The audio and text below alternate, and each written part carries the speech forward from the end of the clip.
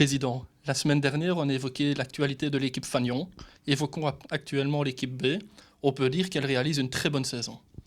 Ben, il faut aussi revenir un peu en arrière, dans le sens où on a dû faire un recrutement pour notre deuxième équipe, qui sont des joueurs de 16 à 19 ans. Un recrutement difficile, dans le sens où on ne jouait pas l'année passée. Le démarrage a été un peu plus lent, mais quand on voit l'évolution que cette équipe a prise au point de vue qualité de jeu et l'évolution des joueurs, ben, je pense que actuellement c'est une réussite. La preuve, il y a plusieurs joueurs qui, à mon avis, pourraient revenir s'entraîner par moment avec le noyau 1, mais il y a un problème d'horaire, c'est-à-dire que les jeunes sont souvent aux études, donc ça ne leur permet pas de venir s'entraîner la journée avec les joueurs pros. Et ça, c'est un handicap que nous cherchons à trouver une solution pour au moins avoir un ou deux entraînements où les jeunes puissent venir se frotter aux joueurs pros.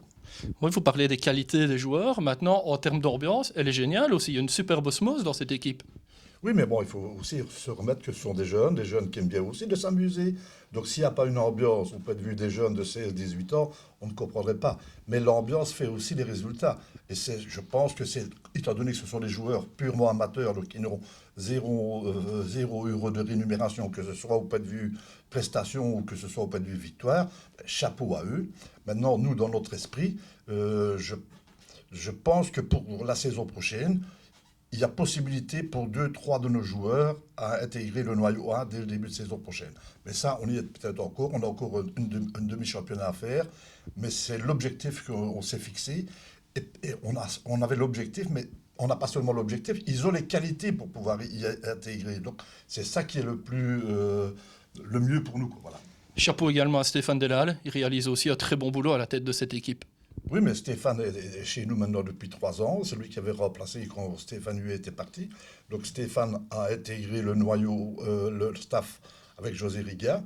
Il a compris la philosophie de José, donc il suit un peu le système de José Riga et de Bernard Smith. Et là, je trouve que tout était une réussite. Donc Stéphane est l'homme de la situation. En espérant que ça continue.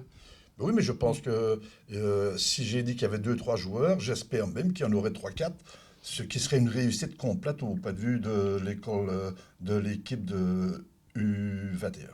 Merci, Président, et à très Avec, vite. avec grand plaisir.